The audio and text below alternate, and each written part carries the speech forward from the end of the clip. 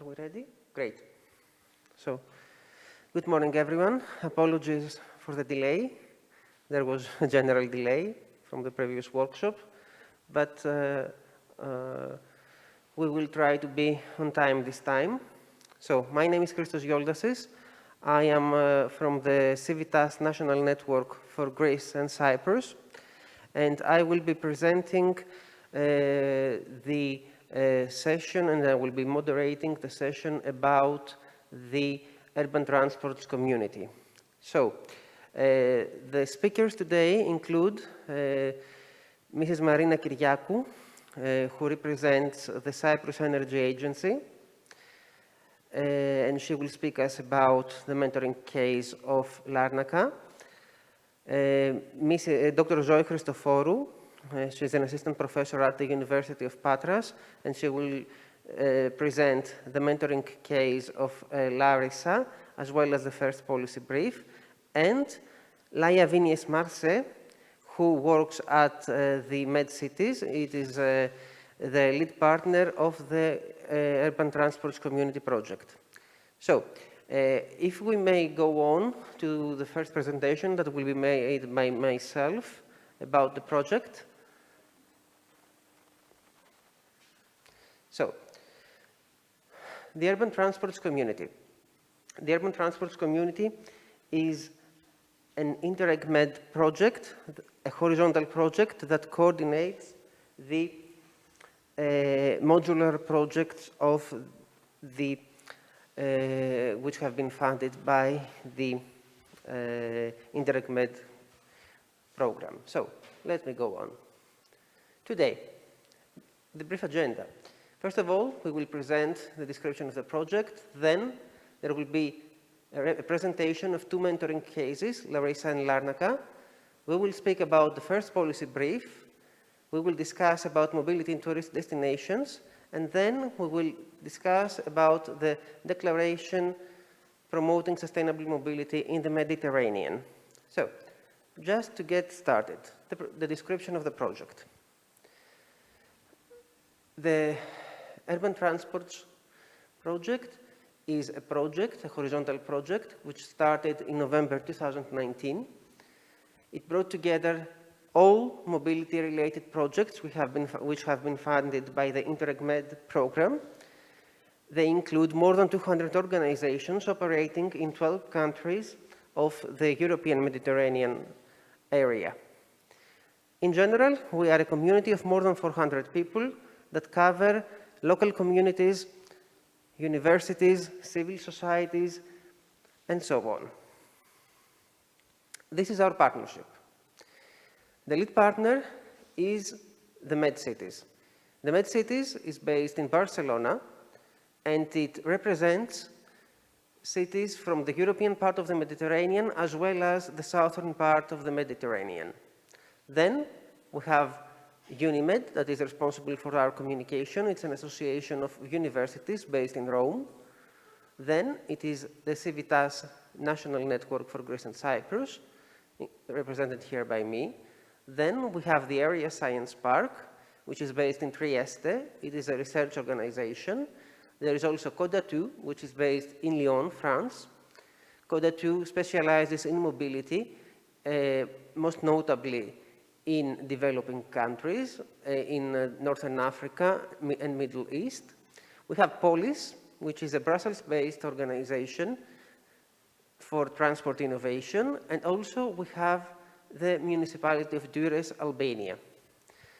To learn more about our community, please visit our website and our social media channels. The most frequently used one is Twitter, and also you can subscribe to our newsletter. So, let me tell you what we are doing.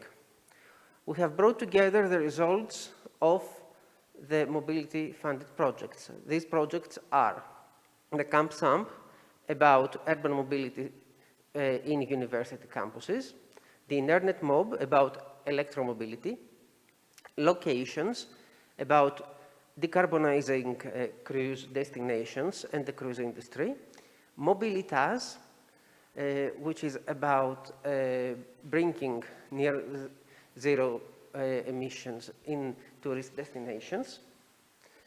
Motivate, that promotes citizens' active involvement in the development of the sustainable mobility plans. Remedio, which is about regenerating urban communities which suffer from congestion and various traffic bottlenecks. And support, about sustainable urban mobility in Mediterranean port cities. Based on these results, we have drafted a catalog of solutions. If you click, when you receive the presentation, on the title, you will be moved to the website of the catalog. It is the MedUrban Tools. The MedUrban Tools includes various informations about each solution developed in the framework of all those projects that I mentioned earlier. The topics include big data for smart traffic management. We have had 3 cases there which have been available for replication at Rimini, Misano, Italy, at Koper, Slovenia, and Siena, Italy. Then we have had the soft mobility cases in Misano, Dures, and Barcelona. For shared mobility, we had the refurbishment of an earlier bike sharing system in Igoumenitsa, Greece, bike sharing systems in Split, and carpooling for port workers in Barcelona. We also covered the topic of mobility in tourist destinations at Zadar, Croatia, and Ravenna, Italy, and also a more general plan about new planning approaches that included suburb requalification in Treviso, Italy, the redesign of a road in Thessaloniki, Greece, and mobility plans in university campuses in Athens. So, based on these good practices, we launched a mentoring scheme. The mentoring includes the pioneer cities, the ones that I have spoken about earlier, and the replicating cities. Their communication was established and coordinated by the mentors. To select the replicating cities, we launched an open call. We had almost 30 participants, 30 cities that declared their interest in participating in this knowledge exchange process and mechanism that we established. Based on their motivation letters and based on their dedication, political commitment, we selected 8 of them. 6 of them are in the European Union, in the Mediterranean part of the European Union, and 2 of them are from the southern Mediterranean, most notably Tunisia and Jordan. Irbid in Jordan and Sfax in Tunisia. The mentoring schemes covered all topics which have been mentioned earlier. Later, we will have the chance to speak with 2 of the cities that have been involved in the mentoring scheme, and they will tell us about their experiences and the lessons learned throughout this process. So, just to elaborate a little bit on the mentoring process, the pioneer entity shared knowledge with the replicator entity, and their communication was supervised by the mentoring expert.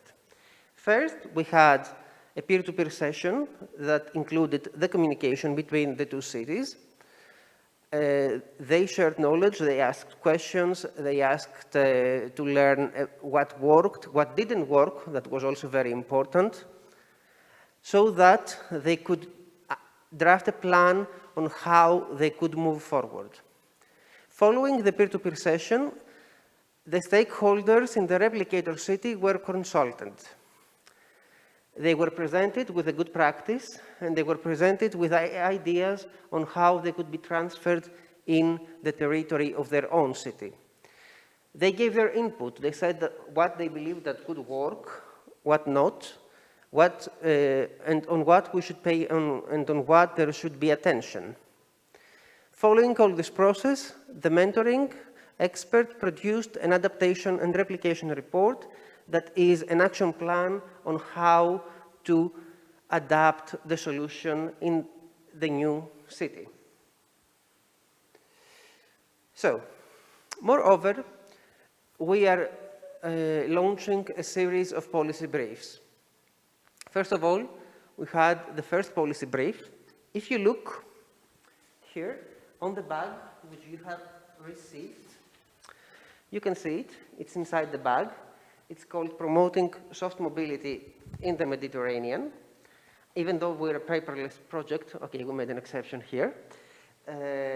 So you can read it, and it includes, if we can go back to the presentation, and it includes policy recommendations at local, national, regional, and EU level on what should be done so that soft mobility could be promoted in the area of the Mediterranean. The input from for the policy brief was found through the case studies that were in the catalog of solutions and also through the mentoring process and what these two initiatives revealed us about the policy brief. Then there will be a second policy brief that is expected to come out in spring 2022. It will be about mobility in tourist destinations, and it will be coordinated by the MedCities, our lead partner. And the third one, about e-mobility, will be coordinated by Polis, the Brussels-based organization that focuses on mobility. We will discuss later on about the first one to see what recommendations we have produced, and we will discuss about the second one also so that we could perhaps get some feedback from you. Finally, we have also launched the declaration. Again, if you click on the title that is called Promoting Sustainable Mobility in the Mediterranean, you can find the text of the declaration. The declaration aspires to be signed by many cities across in the Mediterranean. It demonstrates the willingness of the cities to involve in exchanging of knowledge and political dialogue about decarbonizing mobility, to engage in international networks and break the Mediterranean voice to be heard in all those international fora, and to foster collaboration between stakeholders in the region. We have it with us. Also, we will present it at the booth. If you go to the central venue, there is a booth for the urban transports. It is the cargo bike. And there we have the declaration where we ask municipalities to sign it. So this is it from me. I hope it didn't take too long, given the delay. And following my presentation, I would like to pass the floor to Dr. Christoforou. She will speak to us about the mentoring case of Larissa, apologies. So, hello. Hello. I'm Christoforou. I will be presenting. Thank you for the introduction. I will just a moment, please. Okay, yes. Great. We didn't see the slide. Thank you. Can you see it now? Yes. Yes. Okay.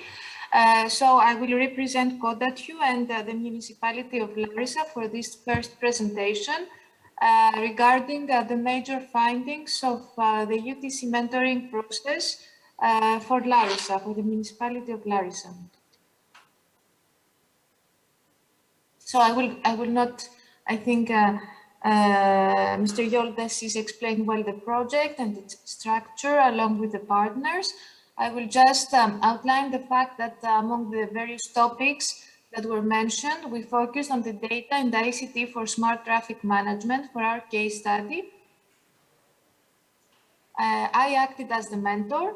The replicating city was the municipality of Larissa, and we had two pioneer cities, two Italian cities that I will briefly present in what follows.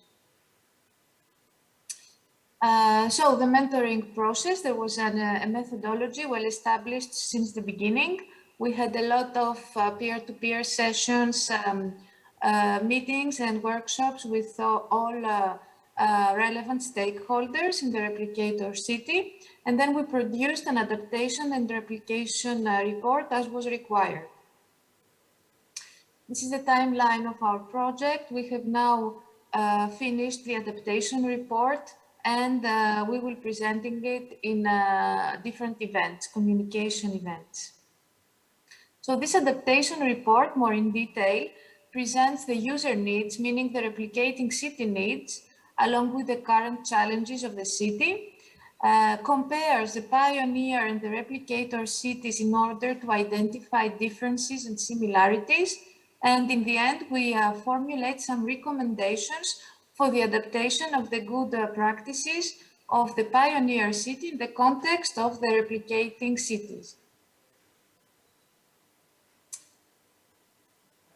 This is the structure of the adaptation report and also of my presentation today. So we will be starting with an overview of the replicating city needs. Then I will go through the lessons learned from pioneer cities through the Interreg project Mobilitas. And then I will provide a more thorough overview of the smart access system that has already been implemented in the city of Larissa. In the end, I will present you the action plan that we propose to the municipality of Larissa in order to leverage this system and enhance its current functionalities.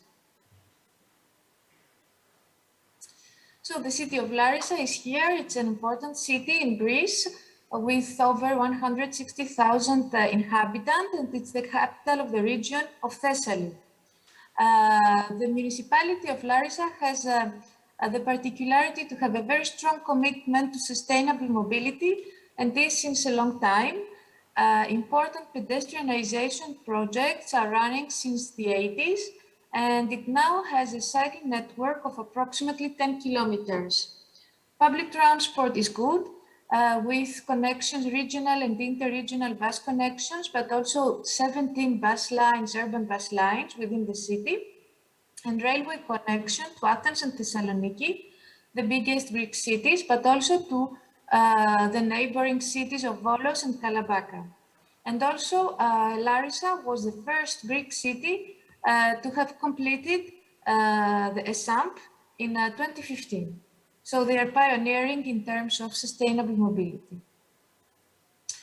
Larissa SAMP in 2015 outlined some problems in terms of mobility. First, a very strong car dependency, even on short trips. And as public transport is proposed to the citizens, it's more like a mentality issue for all longer or shorter trips within the city. As a result, we have some congestion problems, especially during the morning peak hour. And a major issue for the city of Larissa is the unavailability of parking spaces. As a result, we have 40% of the on-street parking being illegal, and we find cars even on bike lanes or in the pedestrianized areas. This was a major problem identified in the SAMP. So the SAMP recommended, in order to achieve a shift towards sustainable modes, to extend the existing soft mobility network, to have a centralized control center for 4 different functionalities. First, to monitor and better manage public transport fleet, then to achieve traffic light coordination, to provide real-time information on parking availability, and also monitoring the pedestrianized area in order to reduce illegal access and illegal parking. So the focus of our study is exactly on this part, the monitoring of the pedestrianized area. So this area has 2 parts, the northern part that you can see here and the southern part. It's very mixed in terms of land use. We have housing, but also administration and banking, a lot of hotels, restaurants, and leisure activities. And we have, in general, higher densities compared to the rest of the city. Another very interesting characteristic is that we have a very particular modal share in the overall region of the center with 25% motorcycles. And I'm insisting on that because it was found to be a problem during our analysis. So the system was implemented, the upper part that you see here, the northern part, the monitoring system was implemented in July 2021, and we expect the implementation in the southern part of the area within 2022. So the replicator city required technical assistance on this new monitoring system during the implementation phase in order to leverage the possibilities of this new system, the new infrastructure, and also in order to fully exploit, and why not expand, the functionalities of the system in order to gather mobility data and gain a better understanding of the system's usage.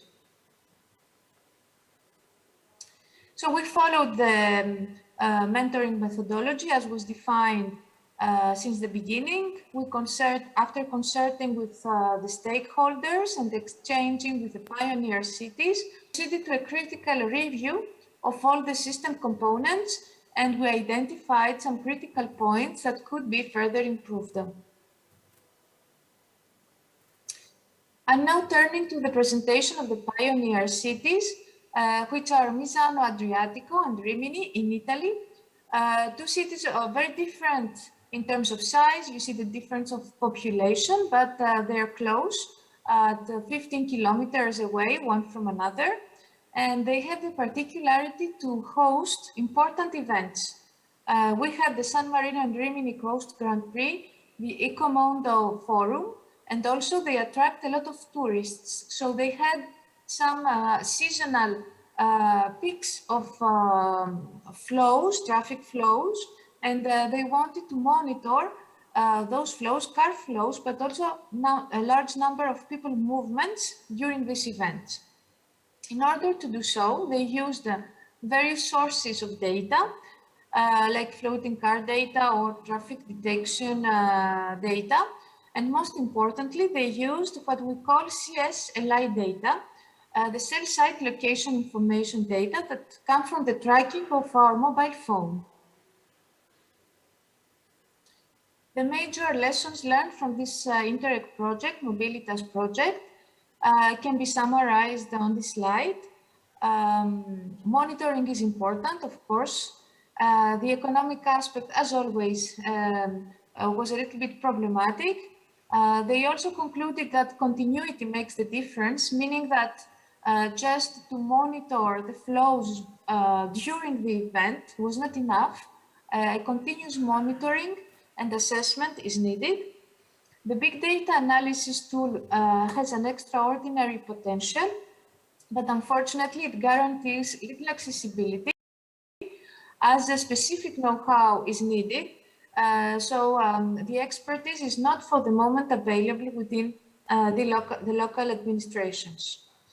And a fifth point that is important to us is that the negotiation with telecom operators should be pursued at a higher level. And if this is achieved in order to obtain the data, then the whole process can be more affordable. If we try to compare the Larissa to the pioneer cities, we find some similarities in terms of the car dependency mentality, and especially the implication of CSLI stakeholders. As in the project of Larissa, we have a telecom operator implicated, but we find many differences. First, in terms of economy, in terms of mobility patterns, as in Larissa, we don't have an important touristic activity, but in the essence of the two projects is also very different. In the Greek case, we have a long-term planning, we need infrastructure, It's not like obtaining directly the data. We need also to implement infrastructure. And most importantly, it is about an intrusive system interacting directly with the citizens and having an impact on their everyday activities. As they lose access, even if it's illegal, to the pedestrianized area, and they need specific permits to access the pedestrianized area that they didn't need before. That is why we have a lot of complaints, and there is a need for a communication campaign, whereas in the Italian case studies, the citizens were even not aware of being monitored. So this is a very important difference. So what we learned from the peer-to-peer sessions was mainly the potential that present those data, the CSLI data, that the strategic partnership with a telecommunication provider is needed, but that those data are not easy to handle. There is a specific expertise, and also they should be handled cautiously because of privacy issues, of course, and they are not fully 100% useful because of this problem. So turning back to Larissa and the details of this project, the first thing the municipality did was to adapt the regulatory framework. Here you see the different user types that were considered along with the list they belong. We have the list, meaning the case of access granted or not to each user category. So we have three types of accesses: a permanent access, mainly for residents; a temporary access, mainly for shopkeepers, medical visits, etc. And emergency situation, it's a particular case. So a first recommendation that we made was to simplify slightly this framework, but because it's a little bit complicated and the users may not well identify the good category, the correct category in which they belong. The implementation was, the OTE group is responsible for the implementation through a build, operate and transfer contract. So we have the chance to have the major telecom operator directly implicated in the project. So the recommendation made was to try and establish the strategic partnership, expand it beyond the system, and guarantee the provision of CSLI data, not only for the pedestrianized area, but for the whole city, if possible. Regarding the hardware, we have 127 vertical posts, bollards that slide down for the physical separation of the pedestrianized zone, and each access point has cameras that perform plate recognition, and they directly send the message to a control center that has been implemented already at the City Hall. And the access is granted regarding on the user category of the owner of the car, with the plate recognized by the cameras. Also, there is a cloud-based platform capable of hosting additional functionalities and a user information app on the operations of the zone. So here, what we recommend is mainly to leverage the usage of this infrastructure. It's a cutting-edge infrastructure, offering a lot of potential for studies after, not on real time, offline. As an example, we can create origin-destination matrices and verify motorcycle violations that was found to be one of the most important problems, as they are not officially allowed to access the zone, but they do, and the cameras do not read their plates. Then there is a citizen platform that has been already already online. Here, the platform is fully functional. We just recommend better standardization of the questions and the fields, a full translation in English, as all fields are not already available in English, and also to add some functionalities in order to enhance web accessibility, especially as persons with disabilities have the right to obtain access within the zone, but the internet interface is not adapted eventually to their specific needs. The back office platform, the Smart City platform, offers a great number of functionalities to all users with automatic alerts, visualization of the networks. Here you see the cameras along with their status, if they are operational or not. And they produce automatic reports, as you can see here. But for the moment, they are not interfaced with other platforms like the bus management or parking platform as suggested by the SAMP. So here again, we propose a better standardization of the platform and to establish a direct relation to the regulatory framework. It's not the case for the moment. Regarding the analysis and the reporting, what we suggest is to perform a continuous assessment. As Misano Adriatico and Ribin indicated, continuous monitoring is a key success factor. So perform a first, ensure the continuity of this monitoring by the establishment, for example, of an observatory, the definition of quantifiable indicators, and the automatic production of monthly and annual reports. So I'm going now to the last part of the presentation, the action plan that includes 4 main actions. The first one is what I just mentioned, the assessment of the northern part of the zone before the full implementation in the southern part as well. We could have a first feedback and perform some adjustments to enhance the operations and to define indicators in order to systematically collect data for posterior studies. The second action that we recommended was to leverage the use of the existing system. Here, especially hand in hand with OTE, the constructor, and to provide supplementary functionality and add-ons for people with disabilities, and also why not include the automatic recognition of the plates of motorcycles.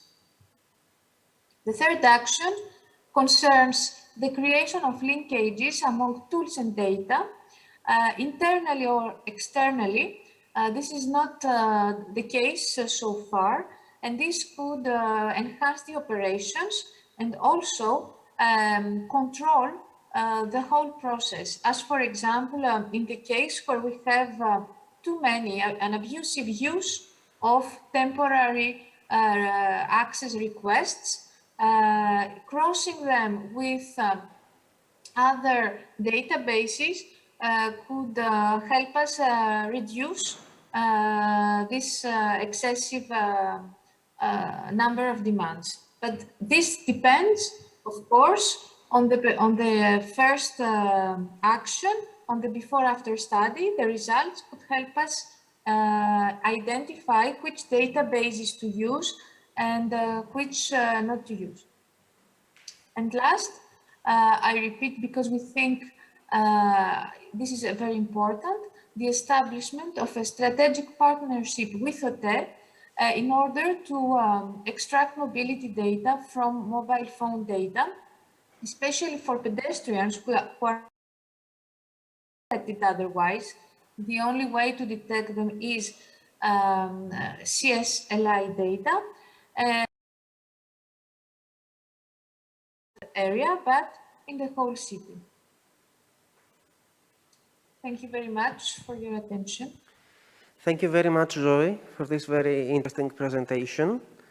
Indeed, the integration of data in traffic management and the methods how to use all those data collected is very important. Also, to find ways to make them more inclusive and address the needs of disabled people as well as pedestrians, which might be disregarded, especially in a country that has a culture that is very, very car dependent. I would like to ask the audience if there are any questions. Otherwise, we can proceed with the next presentation that will be made by Marina Kyriakou. Marina Kyriakou is an architect and she works for the Cyprus Energy Agency. Marina, can you hear us? Oh, thank you. We can see you. Yes, yes. Hello. Hello. Could you please zoom out a little bit your slides because we can only see. Yes, I'm trying now to do that. Sorry. Just a second. Does that work? Yes, great. Thank you very much. Please, the floor is yours. Thank you. Thank you for inviting me and for giving me the opportunity to be part of this session. And I think Zoe already covered a lot of the important elements of the program that we have participated in. So in terms of timeline and process, the case of Larnaca is quite the same as the case of Larissa. So I'm now going to present how we have experienced this program and this mentoring opportunity. I represent the Cyprus Energy Agency, which is a non-government organization that was particularly set up in order to support the local authorities here in Cyprus. As we have a very centralized way of planning things, we think that in order to move towards a more green and just transition, it's important to give more support and technical assistance to local authorities. So we entered this program with an interest in soft mobility, particularly because we are on an island. We have a very big percentage of car ownership and car usage. So we wanted to promote the soft mobility. So our interest was to find a local authority that we could support through the program as an intermediator and local supporter. And as the municipality of Larnaca had already just finished in September 2020, its sustainable urban mobility plan, we approached the region of Larnaca in order to join us in this project. So here we are now. We had followed the example of Barcelona. So our pioneer city in this case was Barcelona, the area, the metropolitan area of Barcelona. And in particular, we followed the project of the bike path network called Visivia. So our cities are, like it was in the previous presentation again, they are not comparable in terms of size and they're in completely different contexts. But Barcelona and Larnaca share some similarities as well. So they are both cities on the Mediterranean Sea with their tourist destinations with quite similar weather conditions. So we were hoping to get a lot of the knowledge of this big metropolitan area.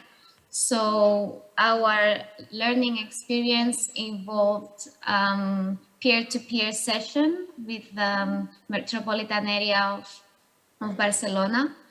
You see here a screenshot from a Zoom meeting we had And we also had a local stakeholders meeting at another stage of the project in order to also discuss again this issue of the cycling network with the local stakeholders.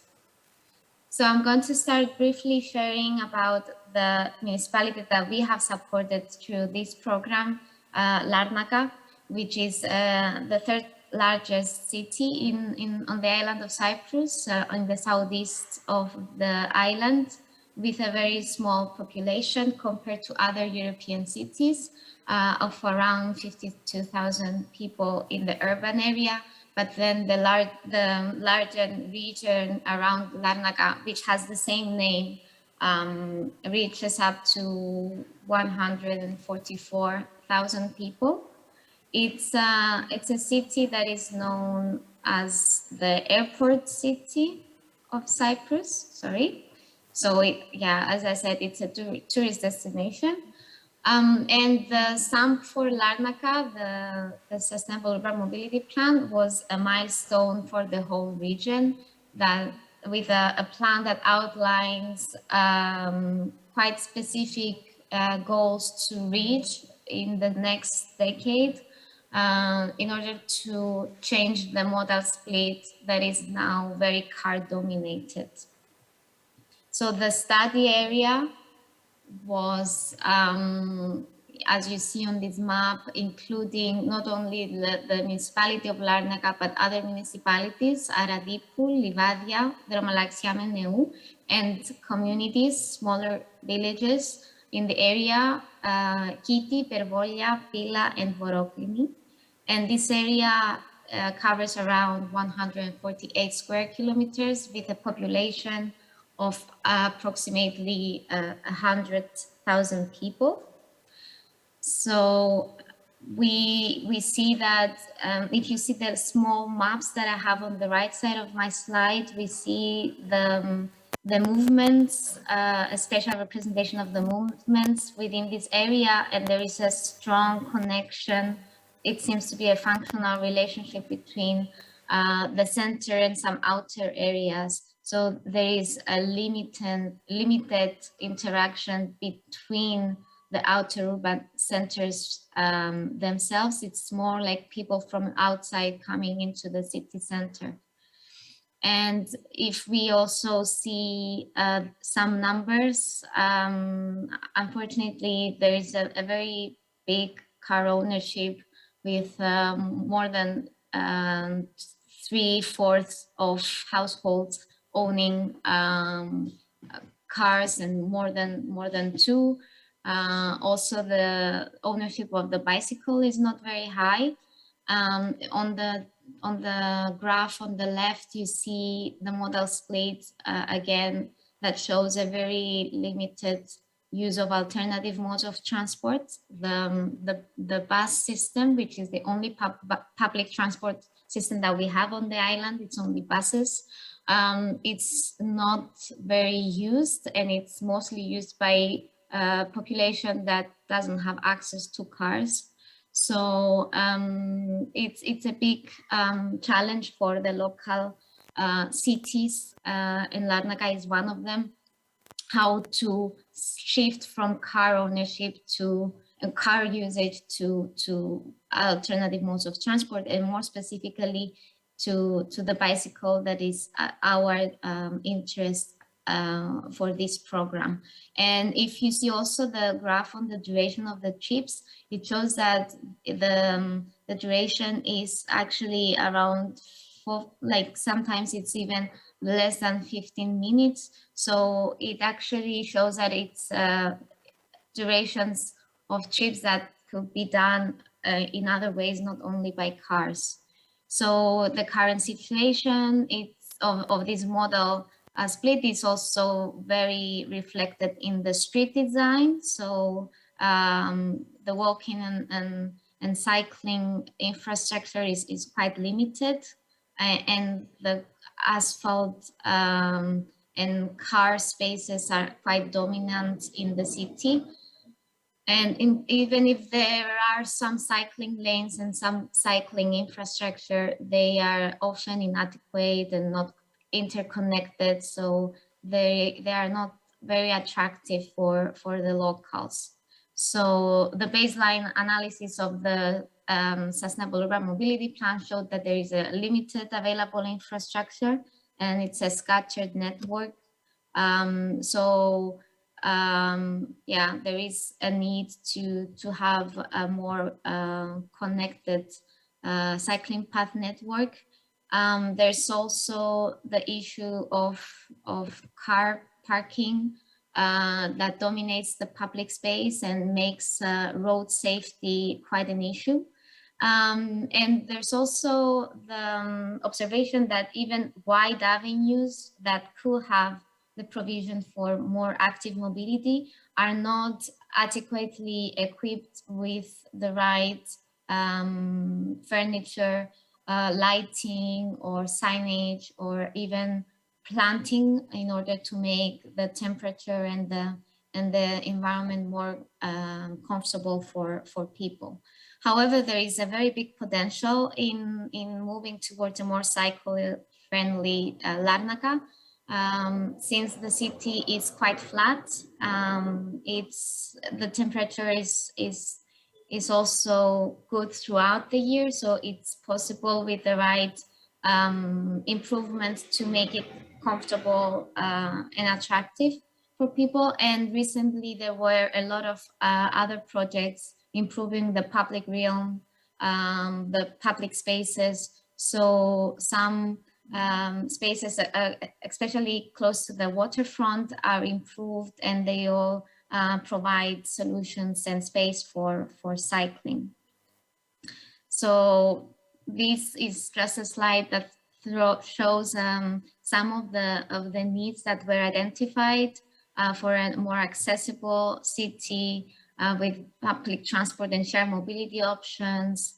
And of course, the bicycle is one of the tools that can be used in collaboration and in coordination with other modes of transport.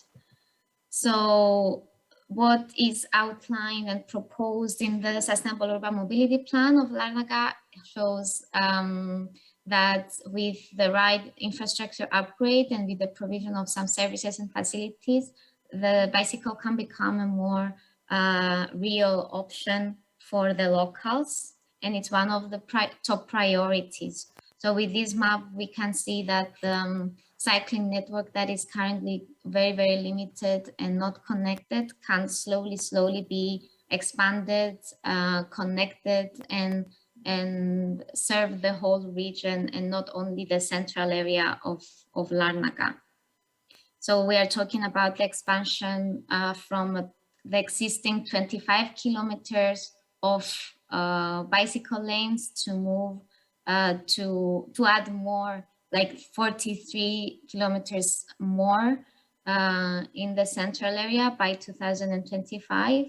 So the idea is to begin by expanding the existing bicycle paths in order to make a connection between them, and then slowly improve how these connect to places of interest, maybe universities and these kind of facilities that are around the city. And also, in order to make this capital investment more productive, the idea is to not always to actually see case by case, and when having a segregated bicycle path, when it's not possible, then to move towards a more shared space design in order to accommodate more users and to start developing a culture of sharing the space and sharing the street for more than one type of users. So making the car a guest in this case, and slowing down the speed limits to 30 or even 20 kilometers per hour. So in the central area, where we currently have only one bicycle path that goes to the waterfront area, to start connecting with the other neighborhood and to make this network also not only with bicycle lanes, but also with shared spaces. So there is in the Sustainable Urban Mobility Plan, there is definitely a more detailed explanation of how we can do that with one first timeline until the 2025 and then until 2030. So there is this increase in kilometers of bicycle lanes per local authority that takes part in this network. And of course, the services and facilities for cycling that can support this expansion with some tree planting to improve the quality of and the experience of cycling, and the bicycle parking that will be mainly by requiring a specific number of units in new developments, but also with an overnight parking facility in the Larnaca bus station. So in order to improve the intermodality and to allow people to connect through different modes of transport. Also in terms of bike sharing system, there is nothing currently in the city, so it's definitely something that is being proposed. And that actually works very well in Barcelona, which is the city that we have followed. So there is also this proposal in the Sustainable Urban Mobility Plan. And of course, as we identified that the society here is very car dominated, awareness and communication campaigns are very important in order to achieve behavior change. So there is definitely also a timeline proposed on how we can improve the education around cycling and also the road safety that goes with it. There is currently a momentum in Cyprus around cycling that the municipality of Larnaca and the region around it can take advantage of. So the Ministry of Transport has announced 17 measures for promoting the bicycle, and some of these actions are already included in the Sustainable Urban Mobility Plan of Larnaca. So it's actually a good moment for acting on this topic. So Barcelona, even though I do not represent the city, I can explain a little bit how what are the main elements of the BCVIA projects. That is a metropolitan cycling network of 550 kilometers that shows already that it's a very big city and an urban area that doesn't really relate to our case, but as it connects 36 metropolitan municipalities, it's very interesting to see how they have managed to do this collaboration. As before, until 2015, these metropolitan municipalities were promoting cycling infrastructure without connecting the respective neighboring areas. So they were always promoting within their limits. So here it was an attempt to start connecting and making the bicycle a real option for people who want to travel between and through different municipalities. So it was one of the main challenges, as this shows that the land where the bicycle lanes actually belongs to the local authorities or sometimes to the government, but collaboration was needed in order to make this work. So there is a basic network and a secondary network in order to adjust to the conditions of the different spatial conditions and the different sizes of the municipalities. But what is very interesting here, and you can see it on the small map on the left, is that the network of the bicycles is seen a little bit as similar to a public transport network. And it's also visually represented like that in order to make it more easy for people to understand that it's actually a network that could be preferred compared to the public transport network. So people can travel from one municipality to the other. And the distances of most trips in Barcelona are made that are made, they vary from 500 meters to 10 kilometers. So it's relatively easy to transform these trips into active mobility and to choose the bicycle instead of the bus, for example. So one other element that we, as organization, we saw that would be a very important tool to promote in this transformation of Larnaca was to use data and information with eco counters that here you can see that they used in Visivia project in order to track the demand of the bicycles. So this information is also publicly available and people can actually understand how many people actually use it and to see how the improvement of the infrastructure has helped. So it's interesting that we have two cities with completely different numbers and the scale is very different, but as the trips are short in both cities, we can maybe start seeing some similarities and take advantage of the knowledge of Barcelona to see how we can replicate some of the things. However, we have a different challenge that the car dominance is so it's more challenging for us to do that. And also the existing network is it's significantly shorter. So the priority will be to extend the network and to work a lot, like in Barcelona, they work a lot in collaboration with very good stakeholder engagement between the different local authorities in order to make sure that there is a collaborative spirit and a holistic understanding of how we can expand the cycling network.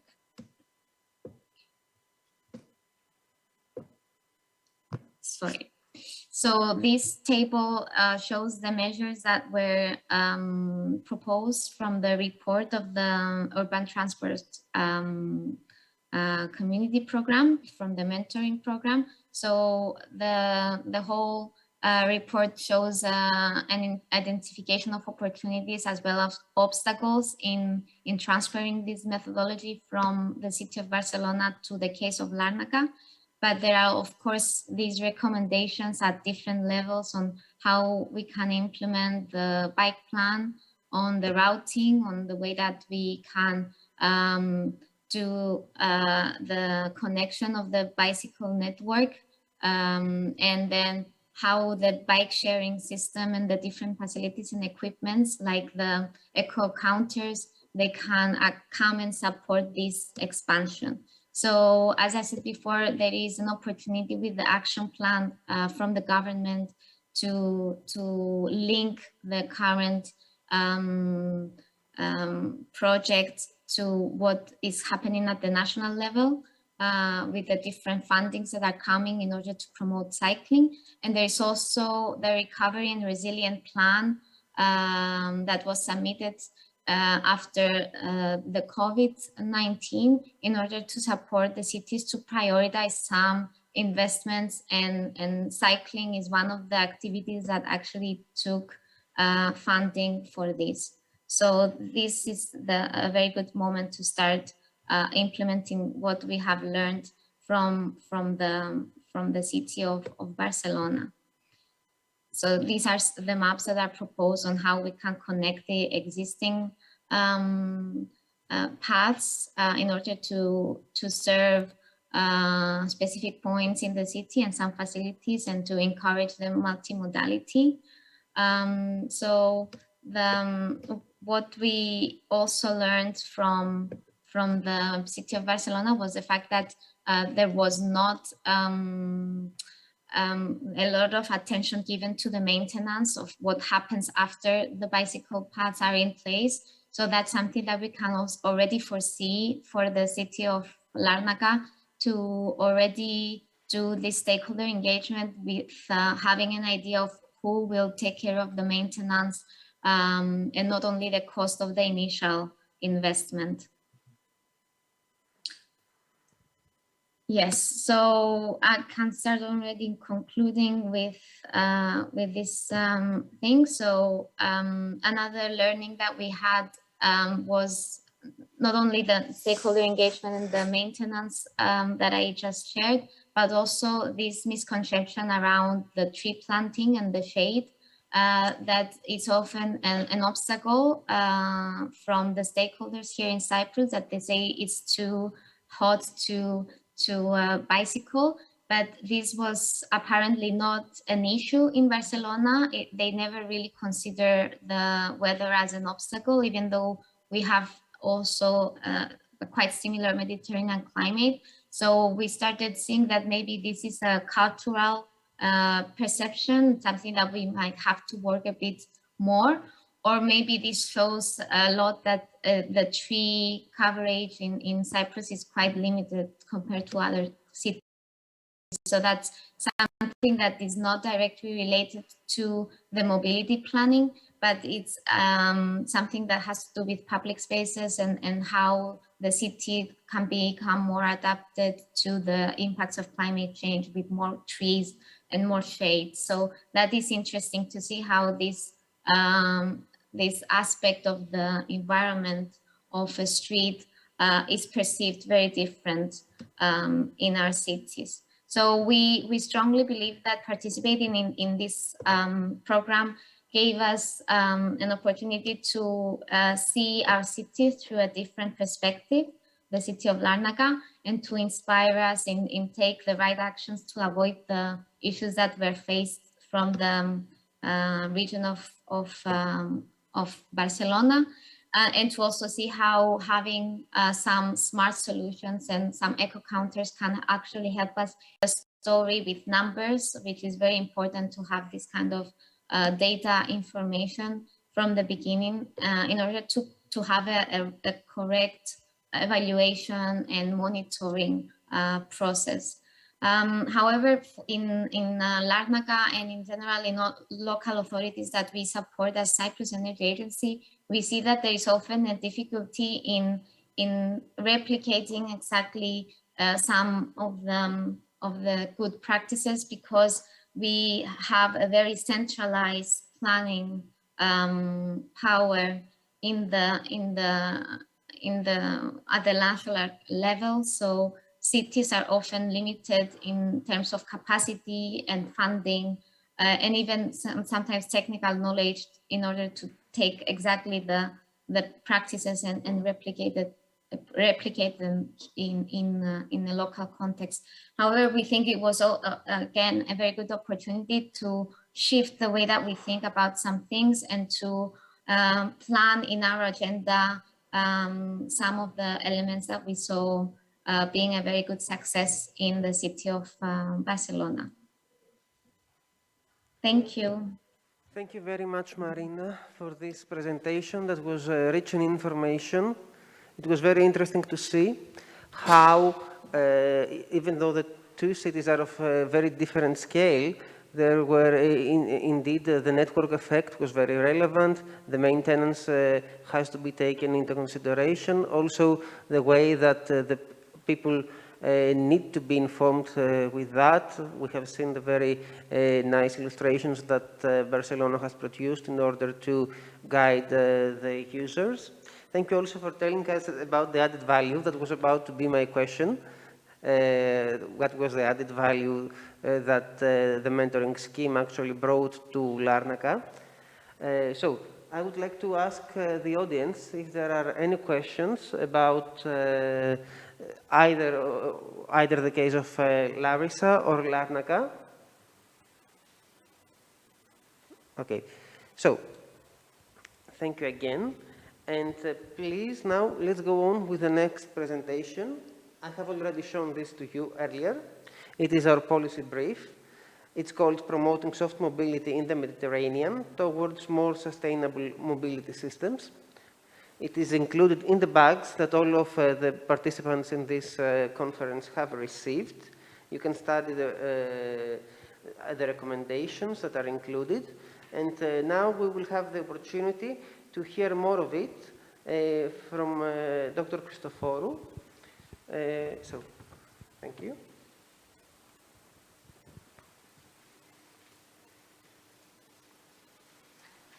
Yes, I will discuss first the policy recommendations that we were able to formulate on soft mobility. Actually, we built on the experience of 5 case studies in the Mediterranean region, and we formulated those recommendations both at the national and EU level and at the local and regional level.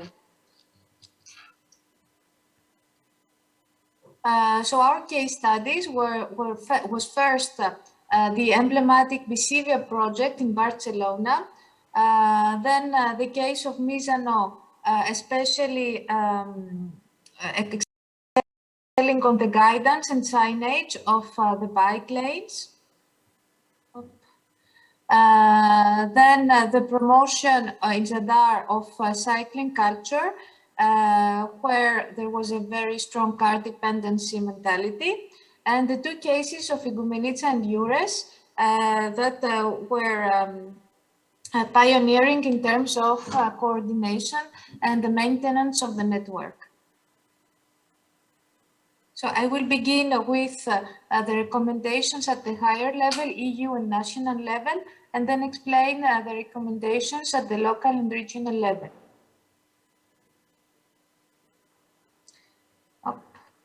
So we first recommend to regulate and provide technical specifications for the vehicles themselves, as we believe that vehicle standardization and eventual registration could help the monitoring of the fleet and a better understanding of the user needs.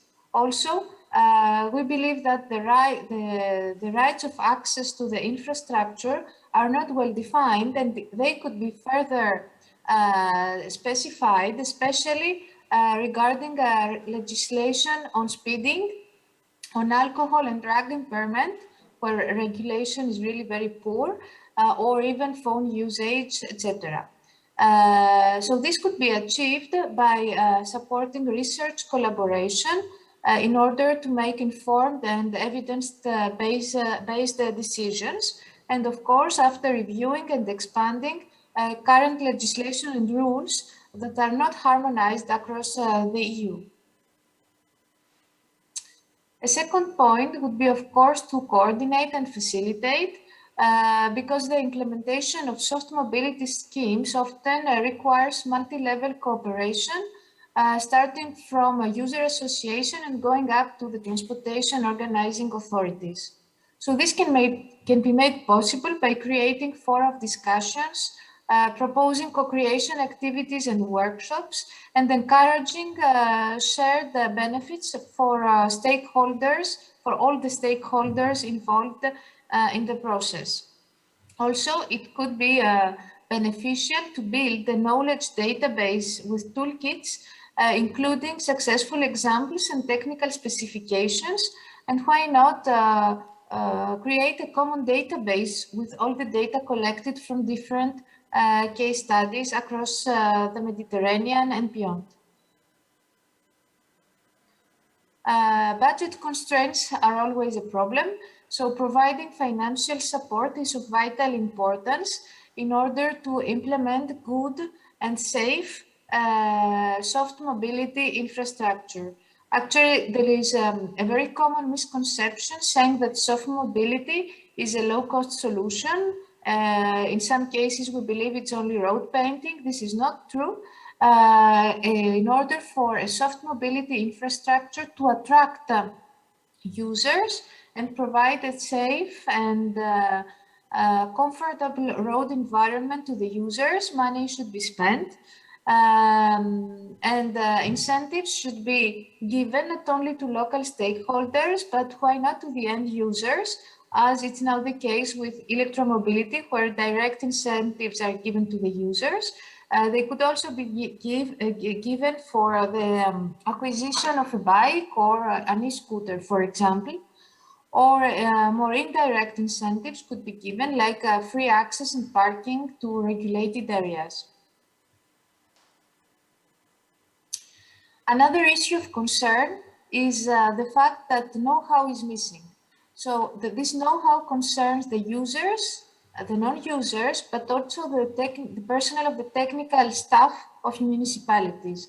We propose seminars, workshops, and other activities in order to expand existing knowledge among users first, especially when it comes to traffic laws if they don't have a driving license, but also non-users, here meaning especially car drivers, to include some additional elements on the coexistence with soft mobility modes in their training to obtain a car driving license.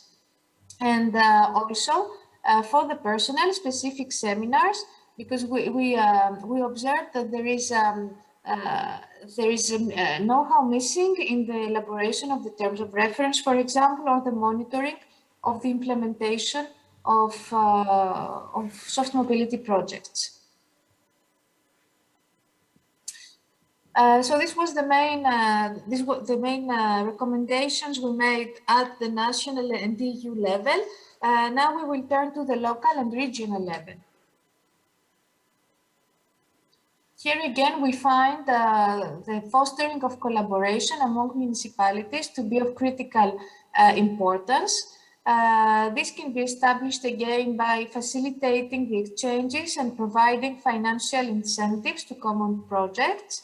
And of course, to ensure the long-term continuity of discussions and not only first stage approval. This was found to be a common problem among our case studies, that we have a first stage approval and then there is no continuity in the discussions.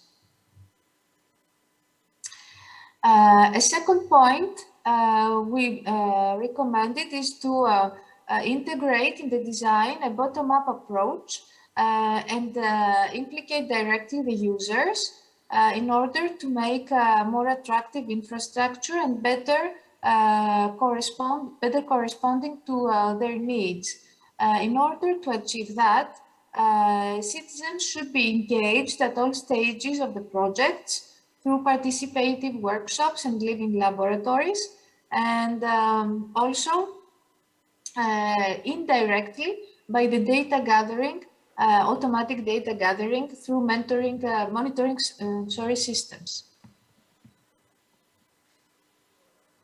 Local stakeholders should also be involved beyond users and invited in the design procedure, as well as during the operation of the soft mobility schemes, in order to ensure since the beginning and throughout the project their satisfaction and their active participation.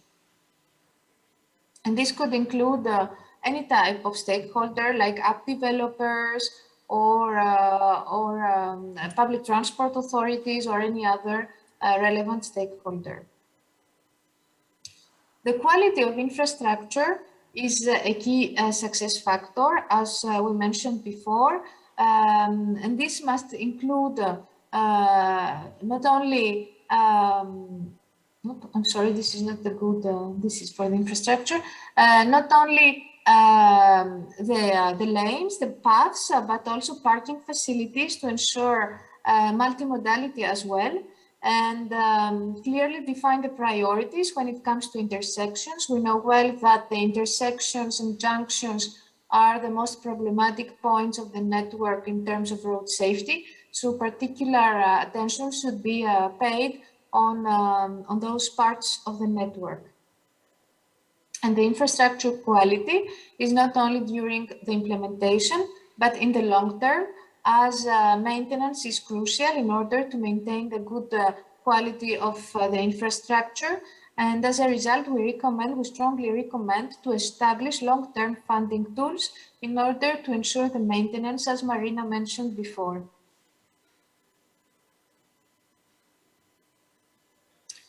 Multimodality is also a key success factor in our understanding, because soft modes in some cases cannot cover door-to-door distances.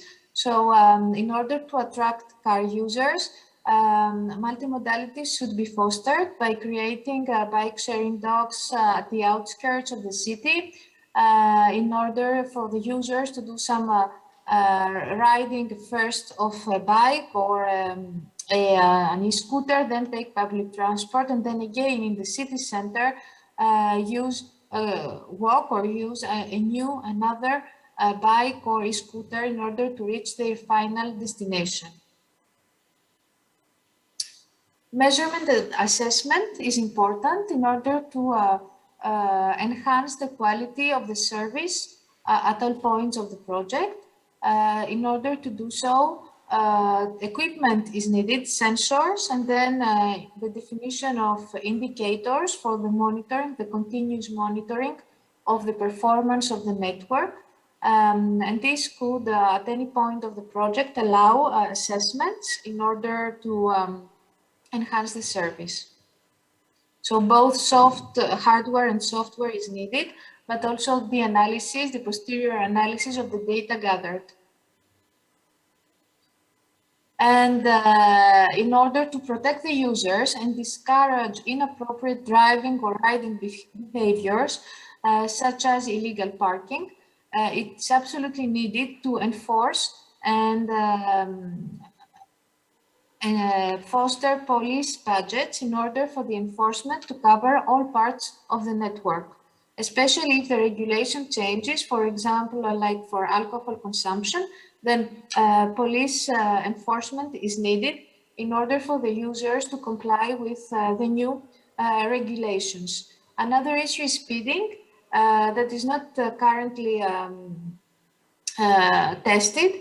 And specific radars should be used for bikes, as the speed radars for cars are not appropriate for bikes due to the difference, the large difference in terms of speed.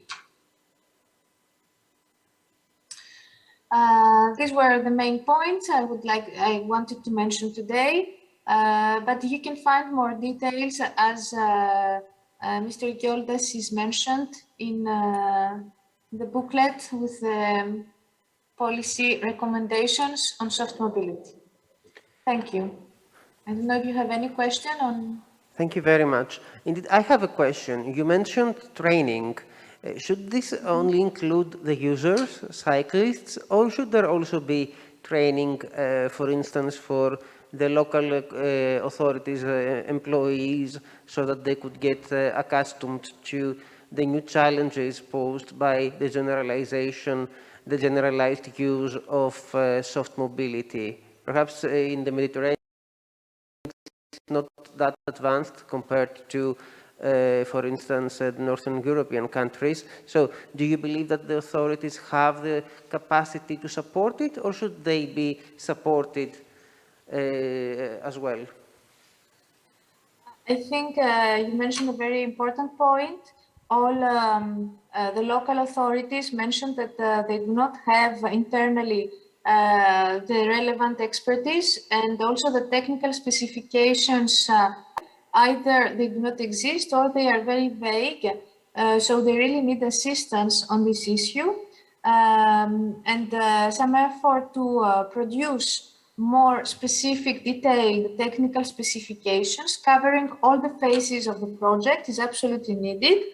And specific workshops, ad hoc workshops, could be also very helpful. And when I'm saying technical specifications, it's about how to produce, to elaborate the terms of reference for a bike lane, for example, and then how to monitor the usage, but also how to ensure a good maintenance of the network, the frequency, the type of maintenance needed in each case is also very important. And now that we discussed about police, even police maybe need some need some training for these new road users, not exactly new, but for the new regulations and the new emerging modes, because they are not really aware of the rights of circulation and access they have, and of course, seminars could be useful to police forces as well. Thank you very much. In addition to the cyclists and the local authorities, there are also some other people who perhaps are against the use of cycling in the cities. They are quite hostile. They react to potential plans to expand cycling use. Is there a way that this interaction could be softened, that they might also become more welcome to these mobility modes? Yes, but here we're not talking more about anymore about training, but more about communication campaigns that can be designed, and they must be tailored to the people opposing, targeting specifically those who are opposing the new measures. And these communication campaigns have proven to be very, very successful. Of course, the success of the infrastructure itself after some time is the best communication strategy we may have.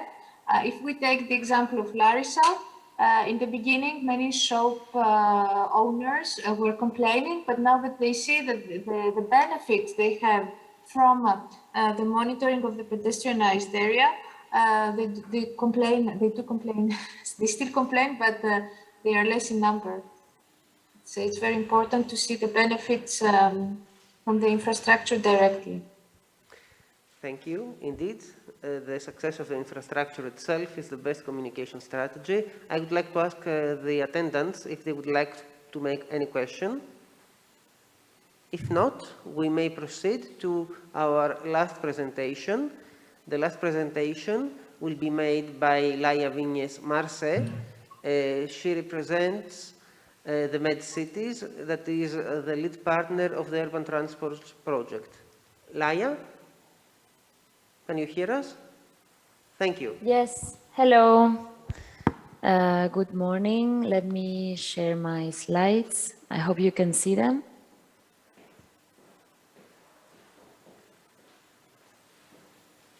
Yes, we can see. Yes, we can see. Okay, great. Hello, everybody. Thanks for letting me take the floor today, and thank you to my dear speakers for great presentations and great examples of what happens on the field, what happens when two cities or two entities want to learn, and the work that Professor Zoe has done on the policy, more policy-wise and policy recommendations. So I am Laia Vignes. I am project officer at MedCities. MedCities is the lead partner of this project we call Urban Transports. And I will be presenting, or I will be just briefly talking to you about our second policy brief. So sort of the same work that the expert on soft mobility has just presented, we will be doing it about another hot topic on the field of sustainable mobility in the Mediterranean, which is how do we plan sustainable mobility in touristic areas? That does not mean how do we plan mobility for tourists. It's not the focus. The focus is how do we balance and how do we plan mobility offer in a sustainable and low carbon perspective in areas where there's huge seasonality, there's huge concentrations of people in specific moments of the year, and where these unbalances can create particular issues. So, as Christos was saying, the project tackles different topics, and this second policy brief is going to address our thematic focus on touristic areas. I'm not gonna be very extensive. I know we are late already. So basically, our project has done some territorial cooperation projects on this topic. We developed in the previous phase of the project a number of methodologies and tools in this field. As I was saying, basically the focus is how do we balance local and tourist needs in regards to sustainable mobility. We have been working a lot on the use of bikes as low carbon alternatives for tourists. So, and working on better signaling, public offers, shared systems, etc. But these systems need to be interesting and usable by tourists and locals. The use of bikes must focus on both target groups.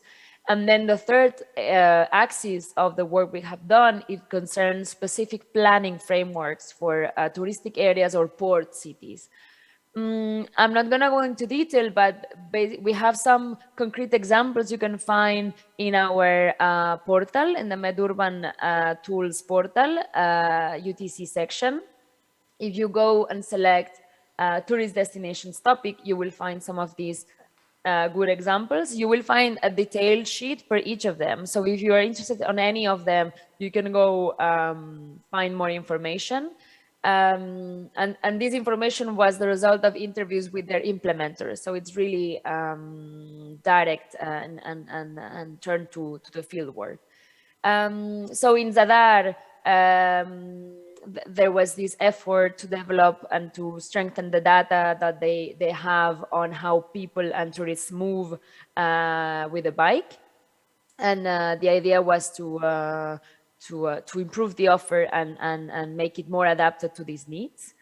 And integrate the bike network and the bike offer in the city and the bike regulation to the areas that the tourists are visiting the most. In Misano, we developed, or we helped developing an upgraded signaling system. As you can see on the picture, on the right side of this bike lane view, there's these vertical signals where bikes are counted, and on the green round signal, you can see an example of how targeted routes were designed. So basically treating the bike lanes as if they were highways or even touristic routes, where you see how much time you have left to reach the next attraction or the next intersection. And there's different routes identified in colors, so that if you want to go to the sea, you follow the blue one. If you want to go to the cultural sightseeing route, you follow the green, etc., etc. And this was a very well appreciated change or transformation in the bike lane network. Again, appreciated by the tourists, who find it more easy to move around, but also by the locals, who benefited from having clearer clearer routes to reach their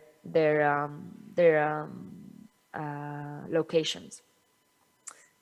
As I was saying, we developed a methodology you can find online on how cities with ports can try to develop low carbon transport plans.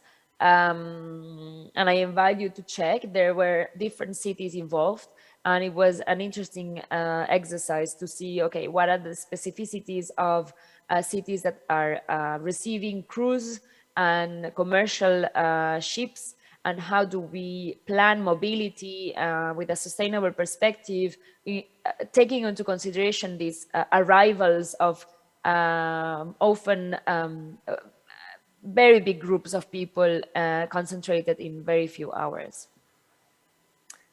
But finally, there is this e-mobility offer for tourists and residents in Rethymno, but that you maybe know. The city tried to develop the touristic and also for residents small buses that go electric, and it's been an interesting experience, because almost all the network has been shifted to electric and therefore low carbon mode, and it has received very good. It has been very well valued by the donors and by the users.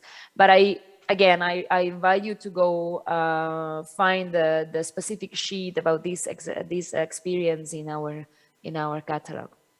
This is just to give you an overview of what are the topics we have been focusing on when we talk about mobility in touristic areas. So now, as I was saying, the idea is to capitalize on all this experience, and as we did for the South Mobility Policy Brief, to try to draft an analysis of the most pressing topics when it comes to sustainable mobility planning in touristic areas, and put together some recommendations for policymakers, for the local and regional ones, for the national authorities, and for the European institutions. And we will draft all these and we will compile it in one document that, as you received today in your bag, as I understand, you will be able to find all this information in by the end of the first term of 2022, so April 2022. So the focus of this second policy brief, what do we want to analyze? We want to analyze how the key contributions of transport and mobility to fight against climate change, also in touristic areas. So how can mobility help building more sustainable tourist areas? Because we feel that, and we know that transport is key in the fight against climate change because of its big contribution to the carbon footprint of our cities. Therefore, it's even more crucial to work on this in those areas where concentration of people is in certain points of the year so high. So if you transform these areas and if you offer sustainable mobility modes, then the impact can be very big. That's the premise we want to work on in this paper. And we will also address how the COVID crisis has changed or not, and how has it changed the mobility offer in these touristic areas that have been heavily affected by the pandemic. We will, as you will find in the policy brief about soft mobility, we will start by analyzing some of these pressing topics that we feel are important: cruise and ports, active and low carbon mobility for tourists and locals, decongesting the center, and the use of big data to cope with seasonality. These are some of the thematic areas we want, so some of the topics we want to analyze in depth in this policy brief. And finally, as I was saying, put on the basis of the cases that we will showcase in this paper and the topics that we will analyze, we will extract from there a set of policy recommendations. That's the work ahead of us, and to do that, we will be consulting some key stakeholders we believe can have important inputs to bring to the paper, and I mean, this work will be done by written surveys. We would be very happy to count on your contribution, your inputs. If you feel you or anybody in your institution or sector can bring light to any of these topics, I would be very thankful if you can reach out to Christos after the session, and we will make sure we send you the written survey. But I don't know, Christos, if we have any time left, but if there were any words regarding any of the questions you see on the screen now in the room, it can be a first starting point on this discussion. The questions are: how do we align with the EU policies at stake? So the EU Green New Deal, for instance, or why is it important to balance local and tourist needs? And do you think it is important, and what are the resulting or the outcomes of such a balanced offer? how to integrate seasonality in the SAMs. And if you have any experience, we are happy to hear from that. In islands, how do we move towards specific SAMs in islands, so SIMs? And intermodality and multimodality, how do we integrate low carbon transport modes that are attractive for tourists and locals in a complex intermodal systems that our Mediterranean cities are going more and more towards that.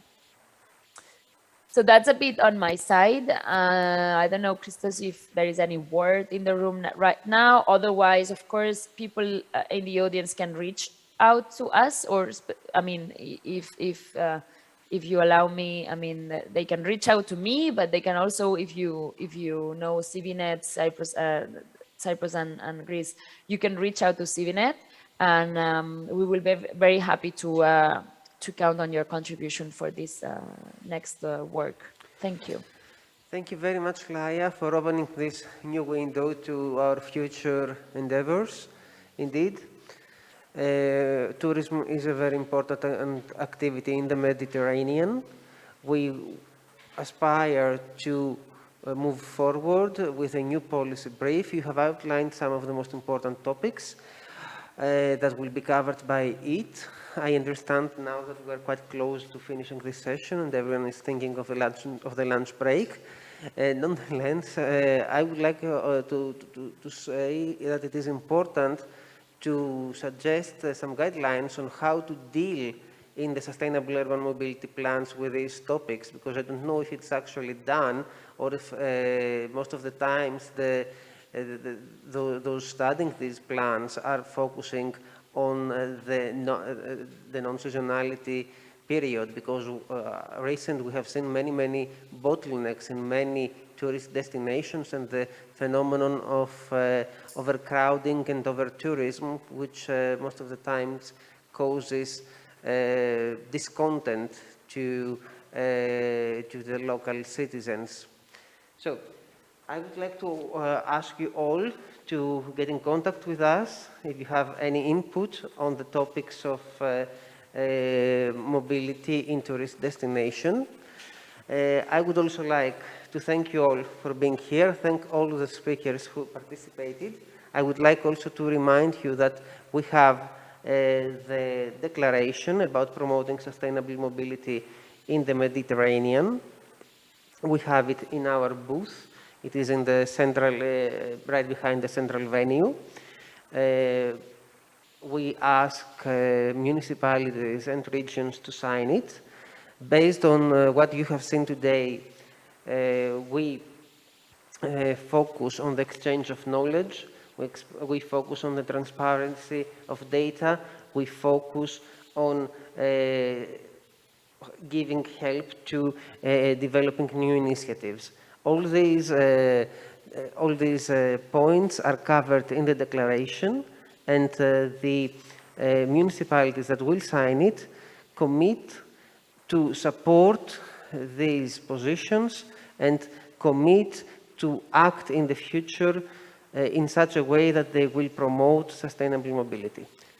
Once again, thank you very much for being here and enjoy the lunch.